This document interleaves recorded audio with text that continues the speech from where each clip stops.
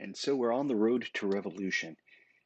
Essentially, it was because of the French and Indian War that the colonists began to feel that they had the ability to go through and not just chart their own course, but force their own way. They had fought against a major power, the French. They had fought alongside the Redcoats and really saw themselves as the equal to the British.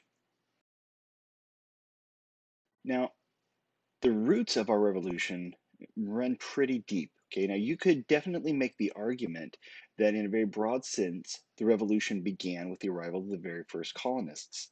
You have to take into account that these were people who had come 3,000 miles, they had gone out in a leaky boat, they had braved the storms, and they were now in a wilderness where they didn't know what was going to happen next.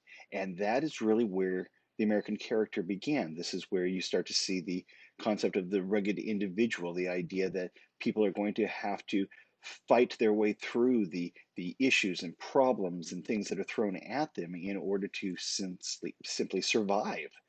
Now, from the outset of the arrival of the first colonists, there was that feeling and sense of independence. Okay, London was over 3,000 miles away. They were not under the watchful eye of anyone.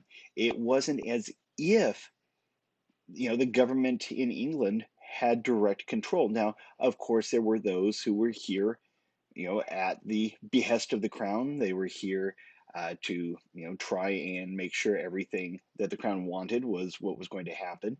But for the most part, that was few and far between. There were not a lot of ways that London could keep, tabs on what was happening in North America. I mean, you think about it, just to cross the Atlantic took up to 2 months or more.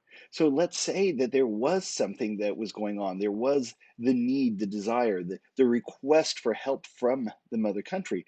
Well, it would take a good 6+ weeks just to get the message from the colony back to England.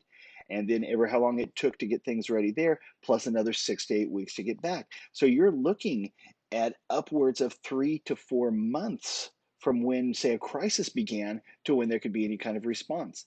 Or simultaneously, if there was something being done against the crown by the colonists and someone wanted to report back, it would take another 3 to 4 months before anything could actually happen.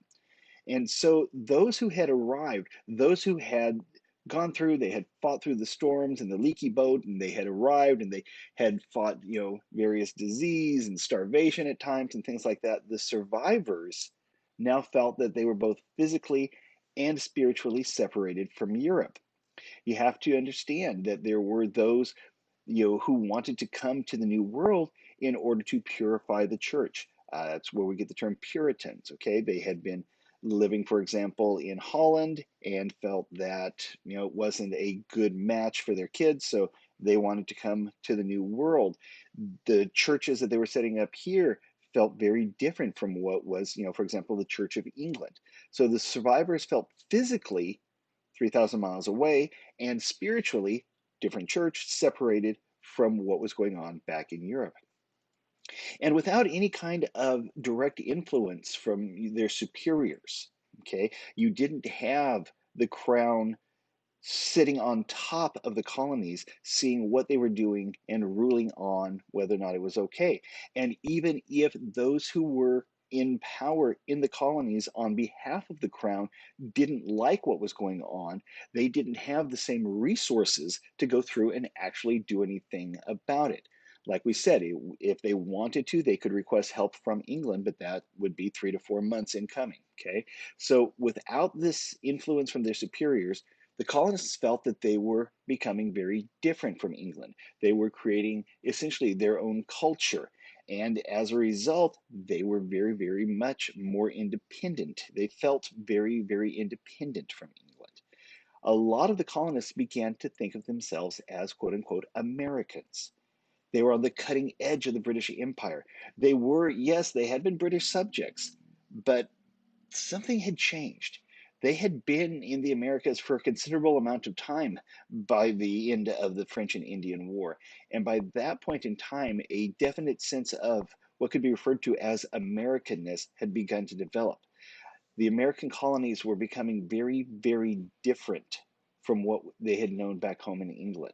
This was the very cutting edge of the British Empire, as we said, and there were going to be a lot of differences.